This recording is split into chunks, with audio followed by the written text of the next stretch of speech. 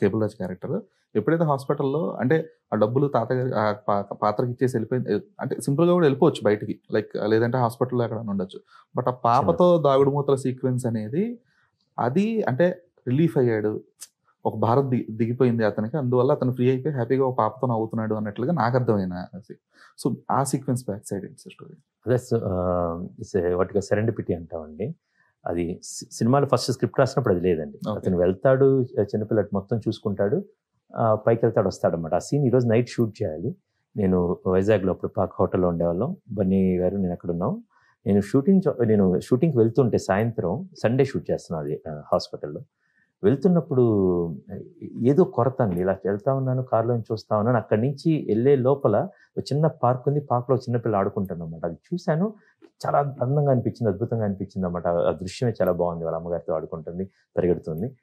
వెళ్ళిన తర్వాత once I go to the ఒక్కసారి కారు దిగుతున్నప్పుడు అలా కారు అడుగు పెట్టాను. Then while composing that is what I told. ఏమంటే బాబా చెప్పాను, బాబా ఐఎమ్ థింకింగ్ లైక్ దిస్ అనగానే పక్కన మా అసోసియేట్స్ అందరూ కంగారు పెట్టారండి. ఇప్పుడు చిన్నపిల్లని ఎక్కడ తేవాలి అది ఇది అనమాట.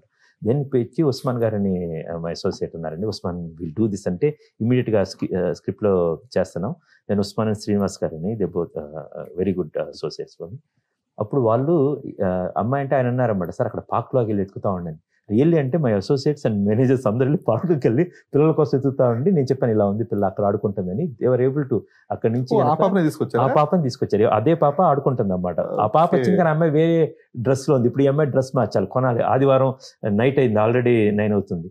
ఇది చెప్పంగానే బన్నీ వచ్చాడు. Bunny he was also in the mood. అది చాలా most important sequences we are doing.